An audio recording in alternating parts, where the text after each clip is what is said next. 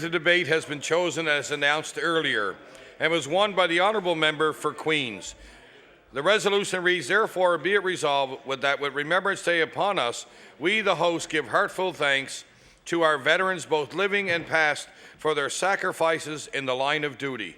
I will now recognize the Honourable Member for Pictou East.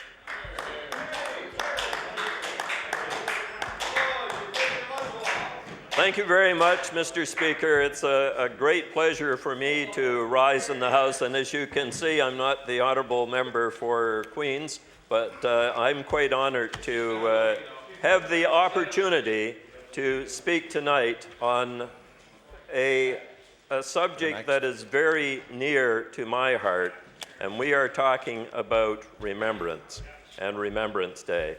And when we think of our veterans, we think of several words. Several words come to mind, and certainly honor, respect, thanks, and remembrance. These are words that come to us not just on November the 11th, but throughout the year. And I am so honored to be the chair of the Veterans Affairs Committee of this House. We have a 9-member committee, 9 members representing all 3 parties, and that committee is a good committee of the House with excellent members, and I think we're going to do some very, very good work in that committee. With November the 11th coming up, we are on the verge of a remembrance that will look at communities from Cape North through to Yarmouth. We will have hundreds of ceremonies at cenotaphs throughout this province. But I want to just pick a few communities. One, Mount Uniacke, another Upper Musquodoboit, another Whitney Pier, and perhaps some in my own constituency. And I want to just use those as examples. For 10 years as a municipal councillor in Hants County, I was the master of ceremonies at the cenotaph in Mount Uniacke. And something I learned in that community is that we are not just dealing with names on a monument. When you look at First World War vets and First World War, those who served, we have to think for a moment, and vets are those that returned. A lot of service people never returned, never had the opportunity to be veterans.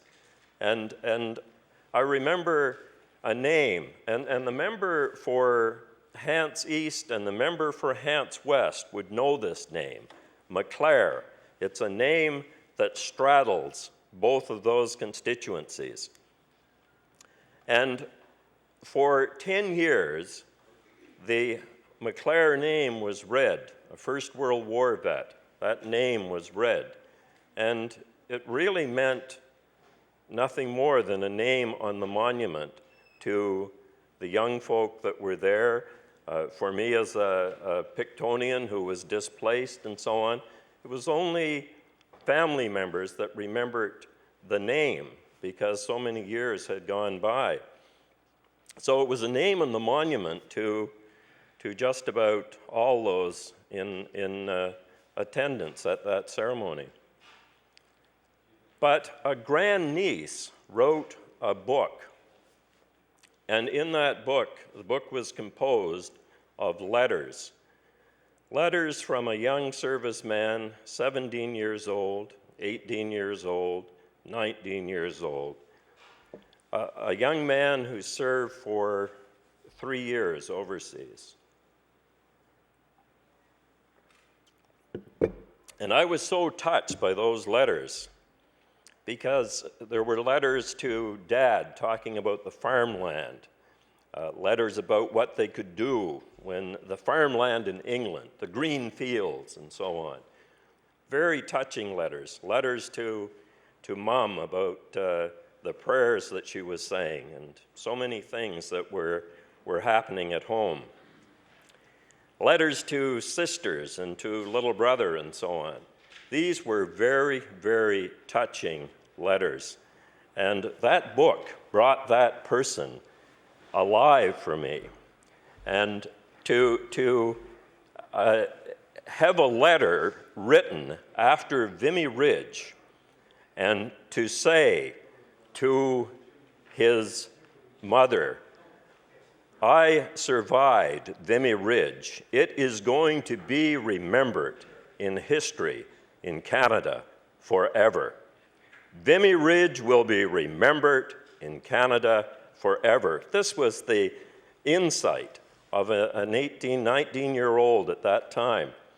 And the fact that he had survived Vimy Ridge and had certainly taken a little bit of shrapnel and so on, but he was killed 6 days later, and his body was never recovered.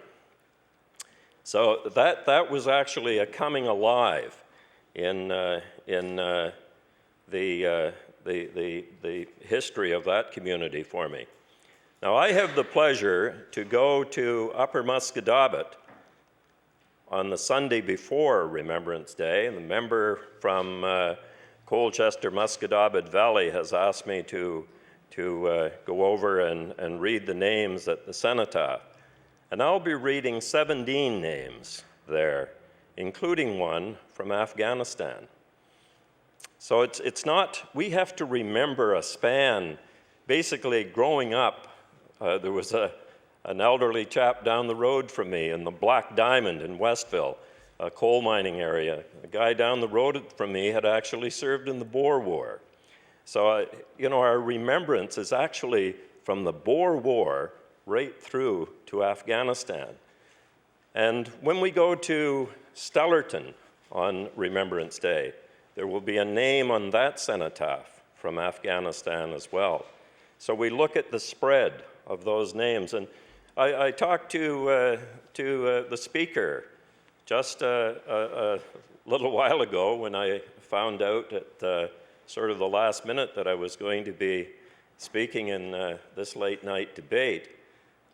He told me of a friend of his that survived. He did come back, and he was a vet, but he just passed away very recently. And he had been mentioned in so many dispatches over the years and was so highly decorated. And the speaker is so proud of this person. And I would like to mention his name. His name is Steve Homenack. And he served with the Cape Breton Highlanders, saw a tremendous amount of action, was a member of 128 branch of the Royal Canadian Legion for years and years, and lived his return life in Whitney Pier, and certainly was a person who we should think of on November the 11th. Served with the member from Cape Breton North's grandfather. So when we look at the bonds, now I don't have too much time, but Remembrance Day means a lot to me because I had two uncles that went overseas, and one of them actually came back with a war bride, and she just passed away a couple of weeks ago. And she took my first cousin back on to Pier 21, and she had some neat experiences at Pier 21, but I don't have time to get into those. But my father's kid brother, Clary McKinnon, who I'm called after, was wounded twice in Italy, came back from the Netherlands on a hospital ship, and spent most of his life thereafter in Camp Hill Hospital, and died at the age of 45. He had actually gone overseas when he was very young, so he did have some years afterwards. But one came back with a war bride and a son, and another came back with a body that he came back with a wounded mind, a wounded body, and a wounded soul, and certainly was never right after his service. But certainly a guy that I am very proud to have the same name as. And I remember his service to his country. I actually still have his service book. And there are just so many people that I'd like to talk about. But I'm going to be involved with 5 ceremonies, one in my hometown of Westville, one in Thorburn. Thorburn, my wife, her father served overseas, and mother was a vet as well, and just died recently in a vet home. Glencoe, a little community with 5 names on the cenotaph, and 3 or 4 of them are Thompsons, and there are only about a dozen people that live in Glencoe now. Eureka and Hopewell, I have 5 wreaths stacked in my office ready to be laid on Remembrance Day, and we shall not forget. Thank you.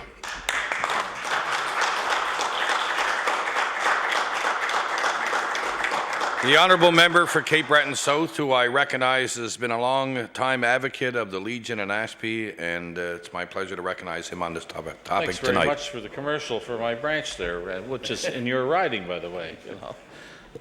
Look, it's a pleasure to be here this evening to engage in a debate that all 3 parties agree with, and all 3 parties will have an opportunity to talk about something that's very near and dear to Nova Scotians and indeed Canadians. And I want to congratulate the member from Pictou East, for his remarks today. And I know that he's very sincere when he talks about the role of Remembrance Day and the role that we all must play in Remembrance Day to ensure that we don't forget the veterans of Canadian veterans who have passed on and those who are still with us.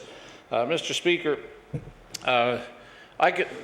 you mentioned me and the fact that I had a long association with the Legion, but you know, I've been going to Remembrance Day ceremonies since I was 10 years old, and when I tell you the line of how many years now, you'll know how old I am, but I don't mind that. That's 57 years ago. And I started out with my father, who was a proud member of the 16th Independent Field Battery and the 6th Heavy Artillery back in those days, and with the militia in Cape Breton. And following that, I joined the Sea Cadets, much to the chagrin of my father, because he thought I was going to join the Army Cadets, and I didn't. I joined the Sea Cadets. But I attended ceremonies every November the 11th with my fellow cadets in the Sea Cadet movement, and then after that I became a Sea Cadet officer and still attended them, and then a Royal Canadian Naval officer, reserve officer, and after that, of course, Mayor of Sydney, and on to the provincial government, and member of cabinet, and then member of the opposition. All of those, there was one event every single year that I would not miss, and that, no matter what I was doing or no matter what role I was playing at the time, was to go to the Remembrance Day ceremonies in Sydney. Now, 4 branches, you mentioned Ashby Branch, Mr. Speaker, also Whitney Pier and Westmount and Branch 12 downtown are all branches that I ensure that I attend every year to say hello to the veterans who are still there and to pay homage at the official ceremony. In Sydney, we have an agreement between the 3 branches in the city, the old city of Sydney, that each one of them does a year, and then the other 2 go there and for the official ceremonies, and then they have their own ceremonies at their own branches. And that's a good thing, because it gives everybody a chance to go to one major event that day and then go back to their home branches, lay wreaths on behalf of the veterans from those branches. And in the case of the Ashby branch, I'm extremely proud to be a life member of that branch, and I know each and every year that the wreaths get more and more as people come out to the ceremony at Ashby, present their wreaths on behalf of their loved ones, which names are read out. And I can tell you that there are some pretty interesting moments during that session. If you watch the expressions on people's faces, the grandsons, the granddaughters come forward with their mothers to pay homage to their grandfather, or perhaps in some cases their grandmother, who was also a veteran. And you know, it tells me that the young people are still coming to these events, and that's a good thing. And they're still paying homage to their fathers, their grandfathers, and relatives. And And I can tell you that each year I'm pleased that the number of people that are attending these events are growing, not diminishing. It seems that the message is getting out there that we should never forget the veterans that have come before and should continue to support the veterans who are still with us. Now, I know, Mr. Speaker, that you would recognize some of the names I'm going to mention here. I'm sure Member Pictou East would. Some veterans that I see each year that are friends of mine that I'd like to give them a mention here today. Stan the Man McDougall, and you know Stan, a hockey legend in Pictou County and in Cape Breton, and also, we have Jack Compton from, Jack Compton, and also the Spike Spears, from Branch 12. You remember Spike, and Spike certainly was a major player in his Legion. Jack Uden from the West Side Legion. Get my Jacks here. There's more than one Jack in Cape Breton, as you know. But Jack Uden, but one of my favorite veterans is Alec McGuinness, who served with me in City Council in Sydney, and everybody knows Alec McGuinness. He still travels every year over to Europe to visit the place where he fought and the place that he holds so dear in his heart. And he makes that pilgrimage almost every year back to Italy, back to Holland, all those places over there that he's been involved with during the Second World War. And he tells a story once in a while about myself. I'm fortunate enough to have a Canadian Forces Medal for, they call it in the Forces, 12 years of undetected crime. It's called the Canadian Forces Decoration, and I'm proud to have that. But Alec McGuinness reminds people that my only contribution to the Second World War was to be born during it. And he's absolutely right. But it gives people to reflect that if I was only born during the Second World War, how many people are still out there that fought in the Second World War that I see each and every Remembrance Day, and really they don't feel any older than I feel, because they're still out there, they're still doing their thing, they're selling their poppies, they're doing their community work, and Alec and Stan and those guys that I've mentioned, Spike and the others are still around and have played major roles in our community. Mr. Speaker, the Remembrance Day ceremony itself is perhaps one of the days in our calendar each year that is most important to a lot of people, and means so much to those who have had somebody in their family involved with the military in the past in one way or another, or have still people involved in the military in Afghanistan today and other hot spots throughout the world. And we mustn't forget, just the other day we had one of our warships sail for 6 months. I believe it was the Fredericton, it's gone for 6 months. Just imagine now, the families of the people who are on the Fredericton. They don't know what to expect when they're going out there for 6 months in these volatile days. So we have to remember them when we're attending Remembrance Day services. Remember the people who are serving today as well. And the horror stories that are told about the Second World War, the First World War, the Korean conflict, the Afghanistan, the Bosnia incidents and everything, all involving Canadians who have gone before, some of whom have lost their lives, and others who have come back in various stages of repair, I guess, in terms of mental and physical well-being. And we must never forget those particular veterans and those people who have ensured that we can stand here in our places here and speak freely. That we can speak freely. Just imagine where we would have been today if the Nazis had won the Second World War, or the forces against freedom, and not only the Nazis but the other forces that were aligned with the Nazis during the Second World War. One wonders where we'd be today if we didn't have the people over there to defend and indeed to help us to conquer the enemy in those days, to preserve freedom and all of the things that we hold so dear here in Canada. And sometimes we take it for granted. A lot of the times we take it for granted. But it is encouraging, Mr. Speaker, that young people are still coming out in large numbers to Remembrance Day ceremonies. You see that in Whitney Pier, in the Whitney Pier branch, and I see it in Whitney Pier branch and in the Ashby branch.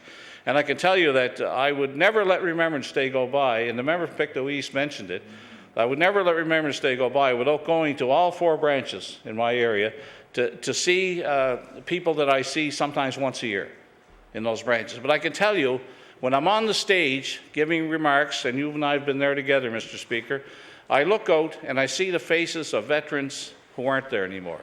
But I still see their faces. They're there because they were friends of mine for years. I've seen them over the years, coming in wheelchairs, coming with their friends, helping them to sit in the chair at Remembrance Day and be recognized and just be there for their other comrades. And you know what? This year, again, I'll be there and I'll be giving my remarks, Mr. Speaker, and I'll be looking at those faces. They won't be sitting there anymore, but I'll be seeing their faces. And Mr. Speaker, I'll just close by saying that we should never forget, and I salute the veterans, and I'm sure every member of this House does as well. Thank you very much, Mr. Speaker. Thank you. The honourable member for Yarmouth. Thank you, Mr. Speaker. I'm very pleased to stand in my place and speak on late debate this evening about a very important topic to our nation, to our province, and to our communities. And Mr. Speaker, I can say I've been in politics for 20 plus years, and one of the highlights of my political career is when Premier Rodney MacDonald asked me to serve as Minister responsible for military relations. That was a total honor for me to be the Minister for our province for military relations. And in my term, I served around the province. I was to Greenwood. I went to the walkathon that they had. They walked the Greenwood base with all the military personnel and people from the communities all across this province gathered there, and we walked the same distance as it is from Nova Scotia to Afghanistan. And I was honored to be part of that, Mr. Speaker. I can tell you that my caucus members, all of my caucus members, 100% support our men and women in uniform that serve our great country that we live in. Mr. Speaker, I also had the opportunity to visit the family resource centers across our province and how important that is. The loved ones that's serving overseas and they have no idea if they're going to come back the way that they left or if they're going to be wounded or what have you. But Mr. Speaker, those family resource centers are very, very important to the men and women that are left behind and their loved ones. And I can tell you our caucus fully supported the resource centers. But you know, Mr. Speaker, also as a minister, I had one other great opportunity, and I sat shoulder to shoulder with General Rick Hillier. And I think that was the highlight of my term as military relations minister, to walk. I was in Bridgewater on a walkathon with General Hillier. I was at dinners with him, and it was a total honor for a little guy, very little, from Yarmouth to be sitting at the same table of such a high prestige member of our society as General Rick Hillier. And I salute him for what he's done for our country and our nation.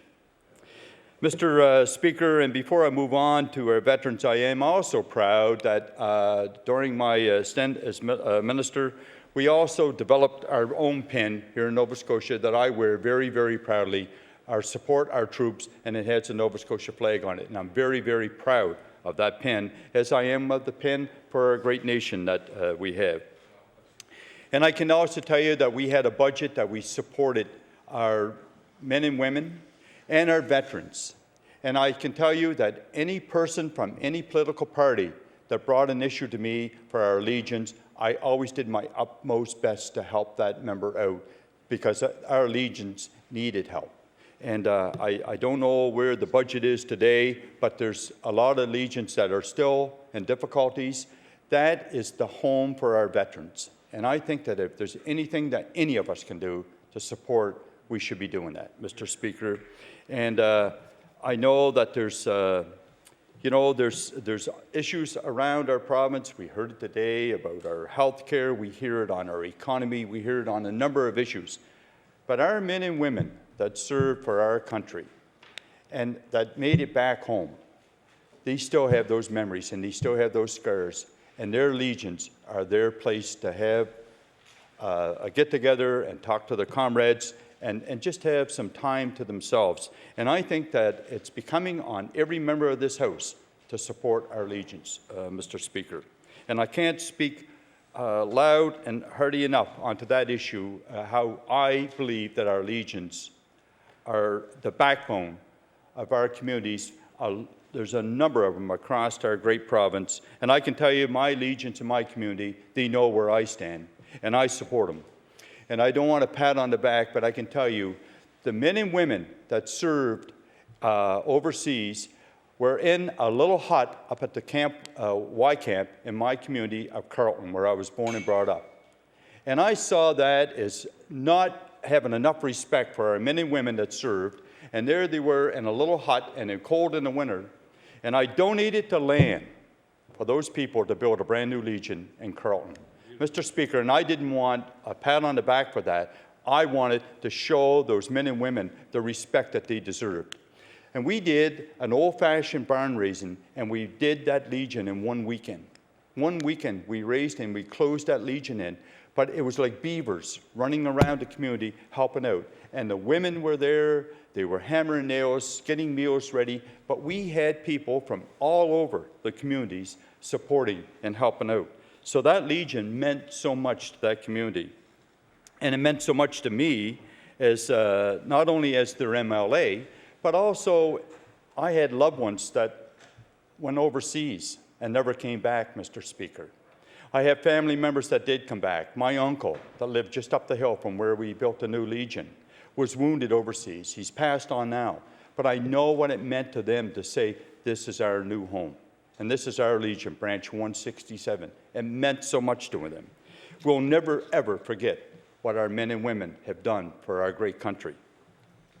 Mr. Speaker, and I'm very blessed also in my community to have something that I'm very, very proud of, and that is our memorial clubs, the Maple Grove and the Yarmouth High Memorial Clubs. And you'll see them up here at the Parade Square. They are always going around to the veterans. They've developed the Silver Cross for the families of loved ones that have been perished overseas in the Afghanistan war. Mr. Speaker, this is young men and women in our high schools, in Maple Grove Memorial Club and the Yarmouth High. What they do, and every bit of that, is volunteer work. Volunteer work. And I think there's about 150 young boys and girls, and God bless Joey Bashara. Yes, sir. The man has been the backbone of this now for a number of years. He's brought this club to where it is today, and I am so proud of him. So proud of him, Mr. Speaker. They have been here. They've been here in this great chamber, and I've introduced them here, and I have supported them. They just erected a new cenotaph at the Maple Grove School, showing the respect for our fallen soldiers in the Afghanistan war, Mr. Speaker. And we just had the general in our community, and he was so moved, there was actually tears in the man's eyes when he came and visited the Maple Grove Memorial Club. And he addressed the club. Mr. Speaker, we owe so much to our men and women that have served our great country. And we should not only mark November 11th as a day to remember, we should remember them every day. And our men and women that are in uniform, every time you see one, you should tap them on the shoulder and say thank you. They are doing our nation a great contribute to society, helping in other countries, trying to bring peace to other countries, Mr. Speaker. And just a little thank you from each and every one of us to them it means a lot to them. Because I can tell you, when I met with the men and women in uniform, they told me numerous times of what it meant to them, to the respect that the province of Nova Scotia is showing to our men and women in uniform. And that goes to all men and women. It can be police officers, it's our RCMP officers, in which I'd have to say that because my son happens to be an RCMP officer, you know, but they risk their lives for their fellow neighbor. And I think that the least we can do is show our respect. And not only on Remembrance Day, but Remembrance Day, I can tell you that Nova Scotia does show the respect on Remembrance Day, and there's other provinces in our great country that does not do what we do right here in Nova Scotia. So hats off to the members of this legislature for showing the respect to the men and women on November 11th at the 11th hour, but also throughout the year. And I would ask the government side to make sure that there is funding available through military affairs to support our legions, because they do need that help. They don't ask for much, but they just ask for a little bit of help. And Mr. Speaker, I think that's the least we can do. And I want to say to all of our men and women that our caucus will never, never forget. We always will remember. God bless them all. Thank you.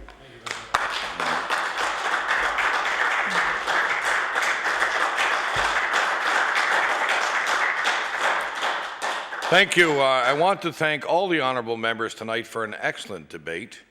The motion for adjournment has been made earlier today, so the host now stands adjourned until 2 p.m. tomorrow.